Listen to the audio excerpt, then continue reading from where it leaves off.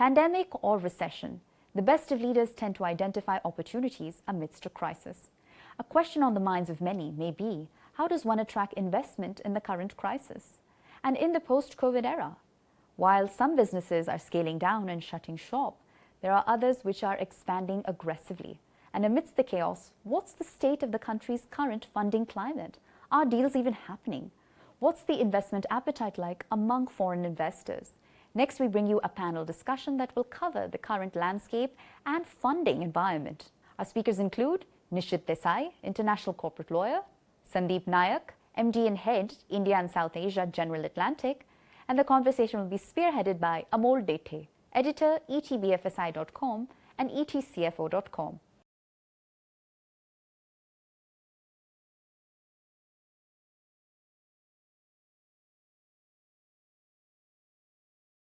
Hello and welcome to ET Global Town Hall. My name is Amol Dethe and I'm in conversation with top speakers, those who are going to talk about funding climate in India.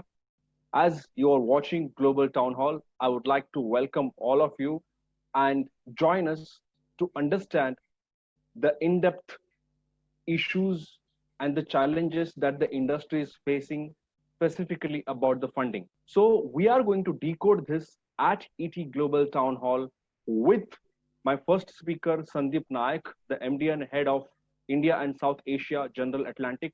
Sandeep, welcome on the show. Glad to be here. And my other speaker is Nishith Desai, international corporate lawyer. Nishith, sir, welcome on the show. To begin with, there are three very critical questions that I have, gentlemen, for you. And I will start with you, Sandeep, and just give me a sense specifically about how's the funding climate currently in India and globally. You belong to an important company which is, disbursing funds to a lot of companies, not only the startups, but also, the mid-sized companies as well. So, Sandeep, how are you reviewing the current market right now? Amol, let me take the global context and then come down to the Indian context. I think what is very interesting is that for the first time, we are seeing a confluence of private equity having raised a lot of capital preceding COVID, because there was a lot of fundraising that was happening in the industry just ahead of COVID. And today you have the industry sitting with $2.3 trillion of dry powder, right? Of dry capital that's waiting to get invested. Right. As you look at that humongous amount of capital that's waiting to get invested, at the same time, you're seeing, as a result of the pandemic, some very high quality companies that we call, we within the General Atlantic system have a list of companies called the Pearl list of companies. These are the pearls. These are companies you would have always wanted to invest, but because either of valuation or the fact that they have never needed capital or the fact that they could always raise capital from the public markets, those opportunities could never really bring themselves in a shape and form that private equity investors would get into those companies. We are today, as a result of the pandemic, seeing some of the highest quality companies that need capital to just tide over this artificial low that we're going to face right now and eventually come out stronger, right? And so as a result, you have this weird confluence of a lot of capital sitting on the sidelines that private equity has raised, a lot of companies and high quality companies that need that capital, and private equity today could truly be the solution that could go back some of the highest quality entrepreneurs and help them not only tide through the COVID crisis, but then eventually come out significantly stronger at the end of it. And what is your India perspective, Sandeep? On the India perspective, we remain to be very optimistic in India because of this capital that I talked about, $2.3 billion. Right. This capital is really trying to chase growth opportunities, right? Right. Growth is where the real market today is. As you search for growth all over the world, the biggest growth area that still is reasonably untapped within the world continues to be India, because with 1.2, 1.3 billion people in India, and of which, let's say 600, 700 million people that can actually be targeted for products and services which the country needs, you could build very sizable companies that could be worth tens of billions of dollars coming out of India. You just dial the clock back 10, 15 years and you looked at how China and China's golden era of GDP growth played out, which gave birth to many companies that today are decacons in the world today.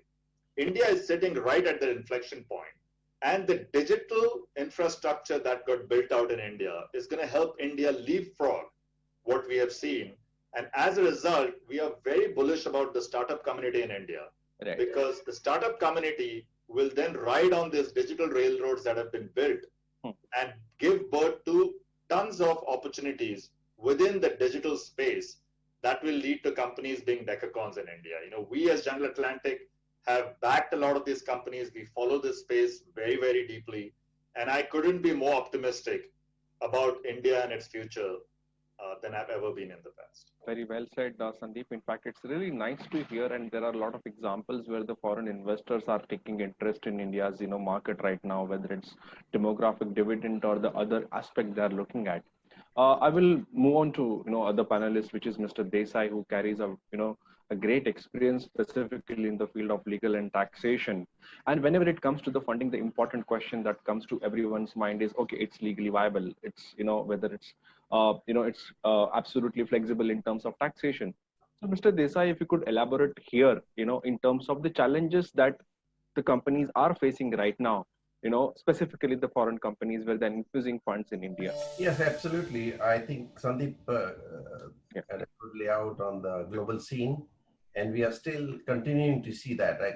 For a couple of months, like pandemic started sometime in March, those 2 months were a little shocking for many of these people. We were trying to be adjusting. But suddenly what's realized, and Sandeep again mentioned about digital, it has changed the way we think. I think all of us have almost 4 months, we are locked up in a house, but we see that there is so much unlocking of a potential that we all had, but we never were forced to do that. So we never used technology or other kind of stuff, because personally for our firm, it's been different. We've been virtual for a long period of time, and it worked out very well. But what I'm saying is that the digital play out is the name of the game. We are seeing activities in broadly 3 sectors: pharma, healthcare. We do a lot of work on that. There's a lot of interest in that, and a lot of opportunities.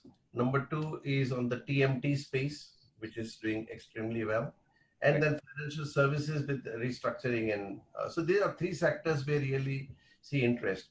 Where we don't see much interest is in infrastructure still. Okay, we are not seeing much interest. I think the little reduced interest in traditional automobile industries and those kind of things, because the way in which the future is going to unfold, lot different than what we think. I'll talk a little bit about it a little later on. But in terms of our regulatory and tax system, regulatory, if I may say, non-tax regulatory side moves a little faster. On tax side, there are a lot of legacy issues and a lot of subjectivity in our regulations. So there is scope for a lot of interpretation. It is not about the basic rates of tax, which are 25%, 15%. We are touting all that, which is not a bad idea. But where people get stuck is on the actual implementation of law. And the problem with the implementation of law is when you have multiple interpretation or multiple, I would say, looking thing, and when the attention of the tax department is mainly on collection of taxes. Of course, targets were being imposed. Now I believe targets have gone up, but there are a lot of legacy issues. So whole mindset is to collect tax anyhow, and obviously there is pressure because of the lack of productivity, less taxes. So what we are finding is that a lot more provisions that have been included, people are really worried about what will be the consequence. For example, general anti-avoidance provisions, GAR, place of effective management. Many of these provisions have been suddenly introduced in the Income Tax Act, before the system can even adjust. Even non-resident Indians, for example, they had 182-day cushion to come to India and go back. Now the time limit is limited to 120 days. Okay. Now, if people invest into India, they need to come freely. Okay. And don't have to worry too much about what will be my residence. The moment, particularly NRIs from the US, have this major issue that if you become resident of India, you become a resident of India because they are US citizens. They are also US citizens resident over there. So double tax issues are not resolved. We have introduced what I will call the equalization levy. It is neither income tax nor GST, some third animal, and therefore the creditability of equalization levy in the home country is the problem. So there is double taxation of the same income. And those kind of things are really creating a lot of issues. And finally, one small point, that all the civil violations are being given the shape of criminal. Therefore, all the criminal penalties are imposed, fine, not only fine is one thing, but the imprisonment. And the directors are also very scared of coming to India. I can go on giving examples of that. But difficulty is that subjectivity, both in terms of tax and non-tax, and then you've got CBI thing coming up and whatever other ones, for things which so for international investor, it is a very scary situation. Right. That is what. Otherwise, at a macro level, tax rates are brought to a reasonable level, okay, overall. But at implementation level, we need to rewrite the whole tax law. Just to your question around the legal and tax related challenges on the legal side, one of the big secular trends that we as General Atlantic are invested behind, and I see that happening globally, is the transition to the digital economy, right? Technology adoption continues to accelerate as data drives the next decade of disruption. And it's going to be the same for India. India rides the digital wave. Privacy and data security are going to be of utmost importance. And the Personal Data Protection Bill, which if enacted, will redefine the entire functioning of the digital economy in the country. And that, as you know, is pending in the parliament. So we are keeping a close watch on that, because that's going to give rise to a whole new set of entrepreneurial ecosystem in India, given we are trying to be vocal about local, where a lot of local Indian digital startups will be able to not only go after the entire Indian market, but hopefully also go after the global market as a result of the ecosystem supporting it. Yes, thank you for that addition, Sandeep, to Mr. Desai's comment. And yes, Mr. Desai, absolutely agree with, 2-3 points, whether it's equalization levy, which is a big deal right now. And, there is a good debate going on between India, France, and, USA. I do understand GAR and other issues. And in fact, that I remember you giving your insights when the Vodafone case was going on in Bombay High Court and then Supreme Court. And surprisingly, that issue has even not resolved even today. So, a lot of those taxation related challenges that I can see. But Sandeep, I will come to you specifically. And as Mr. Desai also said, there are demand for certain sectors, but, there is no demand for particular sectors. You being an investor, Sandeep, I would like to learn from you. What are the sectors that you find lucrative right now in this time? We look at everything with the lens of technology. The reason why we think it's the right way to look at it is because India being an emerging market, for India to grow linearly, just like some of the other developed markets grow, it's going to take too long. And the customer in India today, the Bharat consumer that I keep talking about, right? The startups and the technology companies can't go after the 40 to 50 million Indians who live in the metro cities. They need to create companies that satisfy the needs of the billion plus Bharat consumer, not just the India consumer. And as we look at the Bharat consumer, we cannot grow linearly by building it in a brick and mortar fashion. So the only way we can access them, the only way we can serve them, the only way an aspirational customer sitting in a tier 2 town or a tier 3 town can get the same product and services, digital has to be the enabler. So if I take that as the lens through which you look at various sectors, let's take, for instance, technology as a sector itself. Though technology has become a horizontal that cut across all the sectors, let's take technology as a sector. Within technology, there's a big shift to cloud and SaaS businesses. So we are actively looking at a lot of the cloud and SaaS businesses. There's a big shift to collaboration and productivity platforms. We're seeing that with companies like Zoom, which have been profusive in India. Jio launched their Jio Meet, which already has 7 million consumers. So anything that links to collaboration and productivity platform becomes a very interesting area to invest. Software developmental tools, as a lot of the other businesses across many different sectors try to pivot to digital, you will have companies that will create the software developmental tools to help them go through that pivot. Digital education, we have been huge believers in digital education. We bet on Byju's much before the pandemic hit or any of the tailwinds that the edtech sector has come into play. If you really have to educate the kid sitting in a village and give him or her the front row seat in education, digital education is the only way we bridge that gap. So if you take technology as a platform, these are the sectors we're interested in. Let's move to consumer, right? there's an accelerated shift to online and e-commerce within the consumer sector, right? So how will these companies today scale up? And now, today, these companies will be unit economic positive. They will turn profitable because you have now opened up the funnel to a huge base of consumers that Mr. Desai was talking about, who have reduced the adoption curve and gotten themselves used to, or maybe even forced to get used to, using these online capabilities to order their products, to order food. So all the online e-commerce platforms. And there'll be a fundamental decline in the brick and mortar retail platforms that you'll automatically see as a result of that. Digital home fitness, people are working out in virtual sessions right now. It's a humongously efficient game because people don't have to travel to their gyms. You can deliver as good a virtual workout. You can go across and get different kinds of workout done. So digital fitness is an area we're looking at. Gaming, streaming, home entertainment. You've seen the spike with people sitting at home trying to keep themselves occupied. And there's a deep and longer term impact on the consumer psychology, on greater focus on health, on safety, on hygiene, on preparedness, and in equal measure on sustainability, right? So those are the areas within consumer. You come to financial services, it's digital banking, it's global payments, digital payment companies. You come to healthcare, it's telemedicine, it is innovation that's happening in biotech and pharma. And I can keep going on, Amol, right? Because I get so excited at where we are today and the multitude of opportunities that are going to open up in India that will truly service the Bharat consumer of India.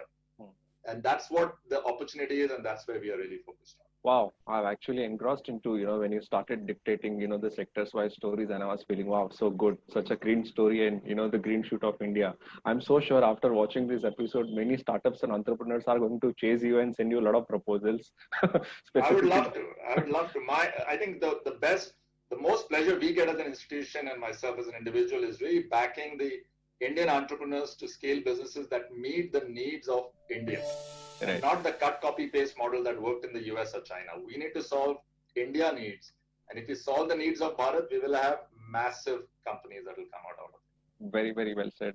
Sandeep, thank you for the detailed, and a meaningful, answer on specifically the investment side and the sector side. Nishith, my question to you now specifically is, as Sandeep mentioned, these are the sectors that he's looking at, and India has the potential to grow. Again, you obviously mentioned about the legal and taxation challenge. Taking forward the same question, my, specific question to you is now, what is that the foreign investors would like to have, before investing in India? What is the level of comfort that those foreign investors are looking at? Yeah, I think two things. Number one, first comfort the foreign investor would like to have.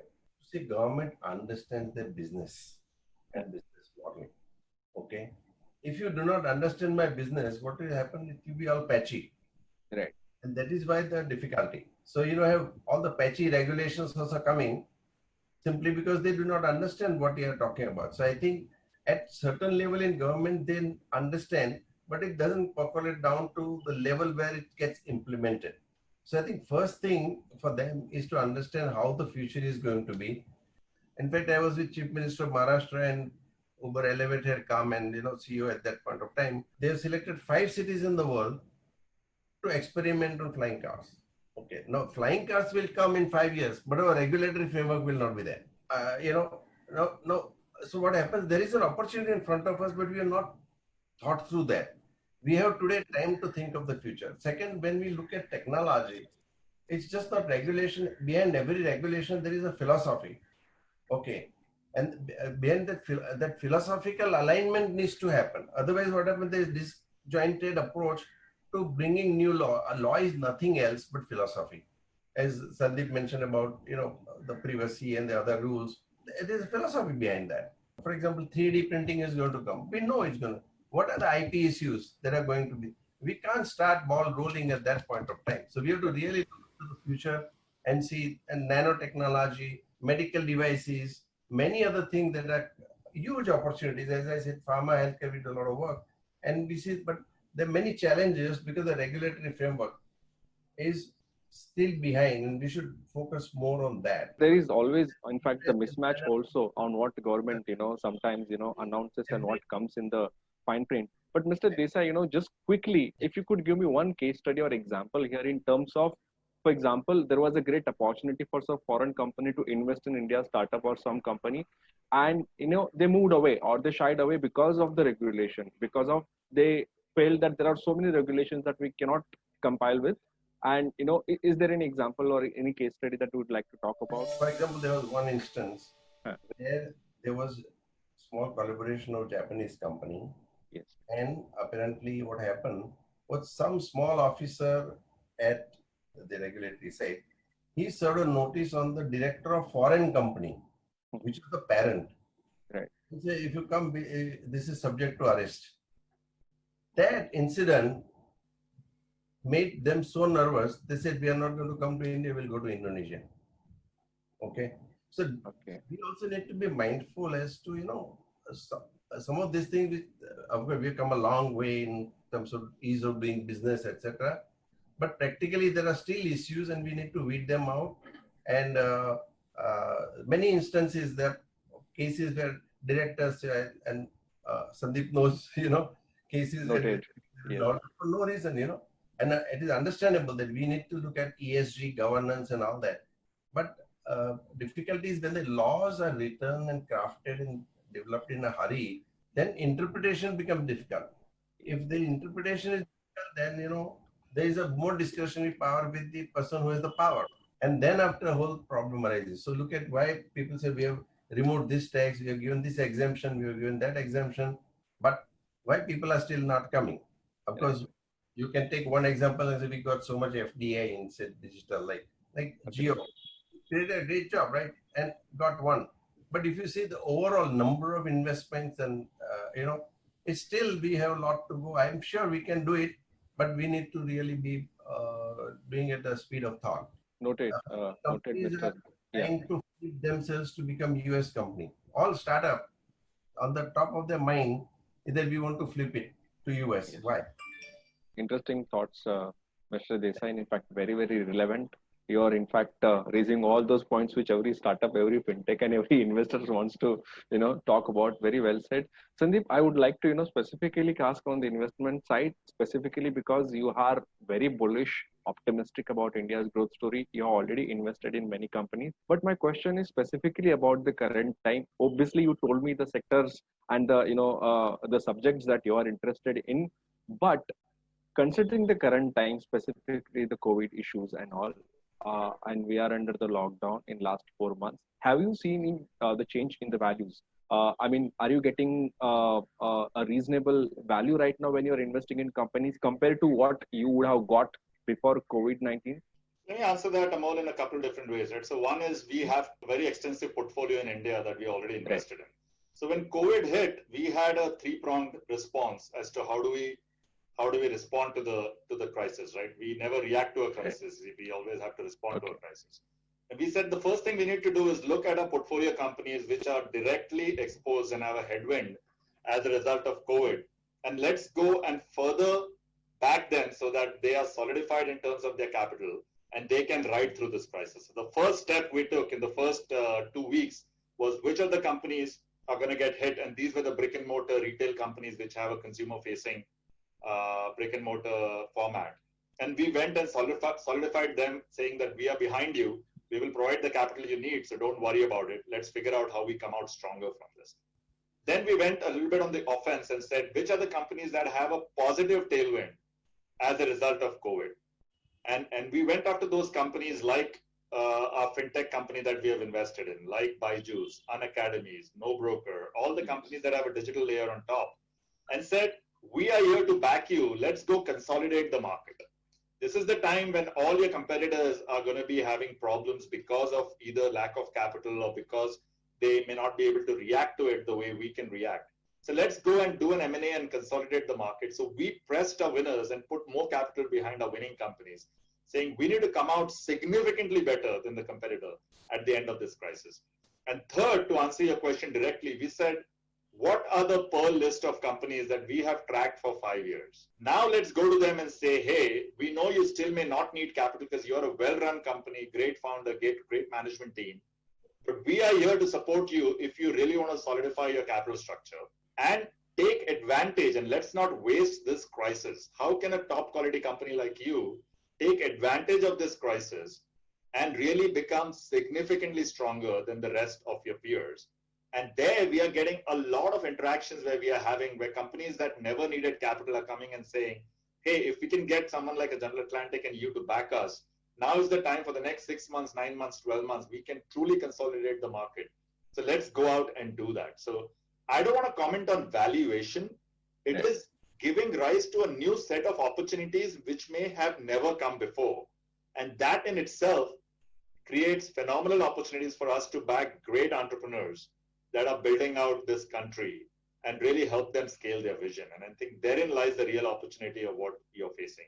I'll give you an example of Jio, right? Jio is a great validation of a lot of the global tech companies, Facebook, Google, Intel, Qualcomm, coming and validating the India story. We don't need to look anywhere else to see, is the India story validated? It just got validated by $15 billion that got put behind a single company. So here are people who are saying, look at this big market, look at the untapped potential, look at what growth we can get. We will play it however we can. And they chose to play it through Jio, including us, because we thought that Jio has built the digital rails and infrastructure on which we can provide the products and services and truly build the digital society of India. Right. If there was ever a company that could go and compete with the Alibabas, the Tencents of the world, the Facebook, Google's, Amazon, Netflix of the world, the one large company that could come out of India is Jio. And, right. and that's why you see all these investors coming and participating in Jio to basically have a play on the Indian economy. So we don't need to look far for validation. We have just seen it in the past 14 weeks in terms of what has happened in India. So, I would be surprised if people would not be bullish about where we sit today and the value inflection that will happen in our country today. But we need to solve the Bharat problems, not just the India problems. Sandeep, one more question here, maybe a small cross question, but more on an industry perspective, not typically related to startups. If you look at the current banking sector right now, or the entire financial sector, the banks and the financial institutions are not doing good. And the credit cycle has been broken. Banks prefer not to lend to many borrowers, but deposit their money to RBI under the reverse repo. So the credit is not available to most of the borrowers right now, whether it's startups or fintechs or mid-sized companies. Is that an opportunity for companies like you or the other fund companies or investment companies? Absolutely. All of these are opportunities, right? Even in financial services, there are some phenomenal high-quality banks that are today raising capital. So there's an opportunity to go back some of the top-quality banks who would have easily raised capital from the public markets. And today there's a way for us also to participate in that. You're looking at a lot of non-banking finance companies that are very good underwriting skills, but today don't have the capital because they are not able to really borrow from some of these banks. There are opportunities to go back them. And eventually, as you know, and Mr. Desai can further confirm, unless credit flows in the economy can't grow. And our regulators and our government is keenly aware of that. And I fully expect them to really support the financial services ecosystem such that credit starts flowing again. Otherwise, the entire supply chain working capital gets broken if credit is not available. So we are all keenly watching the space. And I hope all the stakeholders, the government, the regulators, the investors, and the entrepreneurs come together and figure out a solution to that. Thanks, Sandeep, for that very insightful thoughts. Mr. Desai, you spoke about the Japanese company wanted to enter in India, but they moved on to Indonesia because they did not like, the regulatory environment or whatever the queries were raised. Largely, if you look at the crisis or the situation, if government wants to do something, they can. If policyholders and regulators wants to do something, they can. And IBC is one of a very interesting example. Better position, it's much better law, or in fact, regulations that has been there in the market, which gives a lot of flexibility to creditors to recover the money from the debtors. But this kind of revolution didn't happen in many aspects. So to retain the Japanese client who didn't go to Indonesia but stay back in India, do you think that it's not only the government but also the policymakers and the regulators has to be on the same page because they are not right now? I think two things I would suggest. One, every time any law is framed, any discretion that is given to any officer, that must be reviewed by a special committee, because discretion plus monopoly is equal to corruption, if I put it in simple words. Now, so we need to see how what kind of discretion we are giving and in whose hands it is given, right? So that is where the starting point is. And number two, that even if there are, some violations, I'm not suggesting everyone, but at least by and large, lot of violations can be simply compromised. And here, what happens is that the compounding system is not in place. You can't close the case for a long time. If something is 10 years time, whether matter is open or closed, those things are going on. So I think it is, I believe that at a high level in the government, there is good understanding. But when it comes to implementation, which always happens through mid-level people, Right. okay, that is where the gaps are. And we need to have more stringent process to Right. bring in the regulations. Otherwise, I think there is good environment. Just to, talk about the negative side, the positive side is there's a lot of capital. Every second day, we are approached by one GP or the other for new fund. And they are all able to raise, only thing, where do you deploy? So the opportunity, as Sandeep was mentioning, credit, for example, venture capital, venture debt funds are also coming to being, and they are becoming very popular, right? So there are different levels, have different ways of funding, but we need to see that how do we accelerate the process. It is not that we do not want to do it or we do not have potential, but potential after 10 years is no use at this point in time. Right. If we will take 1 minute, entire idea of make in India, I think we need to revisit. I'm not undermining the importance. Don't get me wrong, but make in India will not create immediate employment. Next 5 to 7 years, let me frankly tell my own as lawyer independent view, either it will take 7 to 10 years if we start putting things in order now. Okay, Right. our vision has to change to Chinese level. Okay, manufacturing has a lot more fixed capital, so you cannot change the technology if changes in manufacturing. We see angel investors already available. We see venture capitalists, they've got money. Private equity has a lot of money. Okay, a lot of interest we've seen from sovereign funds for long-term investment. Right. And we just meeting with them. And of course, the other LPs, long-term investors, they're all there ready to come. Are we able to tap them at the speed of thought? In internet world, 3 months makes a year. So, True. if you delayed by 1 year, it is almost 3 or 4 years behind. And that 5 years, so I think we'll have to come to grips with that and try to identify services as soon as possible. That will be fine. Right, Mr. Desai, very well said again. And I think we are just, the watch is ticking, the time is just coming to an end, but I will still take 1 minute from each one of you. And quick question, Sandeep, you specifically spoke about data. Two things, Sandeep, going ahead specifically about India, what are the stories of India that you are bullish on? What kind of sectors, what kind of, the companies that you are bullish on? And second is, to invest in these companies, what kind of environment are you looking for? What is your biggest challenge? So this is the question for you, Sandeep, in two parts. India needs to grow at a non-linear rate right now. The 4-5% growth is not going to cut it out for us. We are not going to get to the kind of numbers we need to get. Yes. I truly believe that with technology, the digital economy will contribute almost $1 trillion of value, economic value add by 2025, right? Okay. And if we need to achieve that, we need to start thinking more from a tech-enabled standpoint and looking across all the sectors and the opportunities that I mentioned across all the sectors. So I continue to believe that that's how India will get built, and we will be able to leapfrog and catch up with some of the most developed economies if we truly leverage ourselves with the tech capabilities that we have. And the good thing is, unlike many other countries that I also cover in Southeast Asia, India has the tech capabilities, the engineers, the minds that can build these companies. We don't have to rely on anyone else to do this work. In fact, we are the producers of the highest number of engineers that are helping some of the countries in our adjoining areas. Like in Indonesia, one of the largest tech players, consumer tech players in Indonesia, their back office sits in India, where all the engineers sit in India.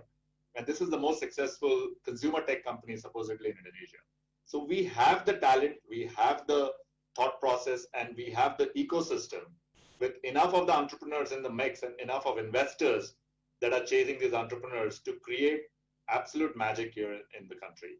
In terms of the regulations and the ecosystem, I think that the data, given it's very sensitive and what it needs to, as long as companies comply with the rules and regulations of whichever economy that they are playing in, that should be really the threshold in terms of what should be the expectations from these tech companies. And as long as they are doing that, I think there's so much shareholder value creation that's left that will really help you build this country, that it would be a missed opportunity for us not to take advantage of where we are sitting today to really build out the country. Mr. Desai, tell me quickly, what is that the government should do right now to take the benefit of the situation so that most of the foreigners, investors could pump in capital into India? The way in which I look at, I think government should begin to look at future technologies and start building regulatory framework for that. There is a lot of material available, a lot of other countries have done it. So our laws should be harmonized, may not be identical, but can be similar. Then they can easily do the business. So let's identify what are the future technologies that are going to come. And as Sandeep mentioned, it's all going to be about tech. Okay. So whether it is blockchain, whether it is IoT, whether it is medical devices, AR, VR, even tourism, etc., AR, VR is going to play a major role. We should look at those ones and see that we start putting our framework in place today. Otherwise, it's a catch-up game. We are first of all trying to catch up with the past. As IBC, oh, we make a grade out of it. It should have been happening long ago, right? Maybe, but we are happy, better late than never. That's our philosophy. And if we can't do some work this life, we have next life, because we believe in reincarnation. So we don't have. But I'm saying the speed of thought is very important. So past one is one. Present issues, you have to first finish the operative or the current issues on the hand, quick resolution one way or the other, but then focus on the future, because the real potential lies in the future. And that is where we should have a regulatory framework, little more clearer thinking. Otherwise, at last minute, you rush, something goes wrong, and you have all the negative things coming up, right? Thank you, gentlemen, for making this panel really remarkable. Thank you so much.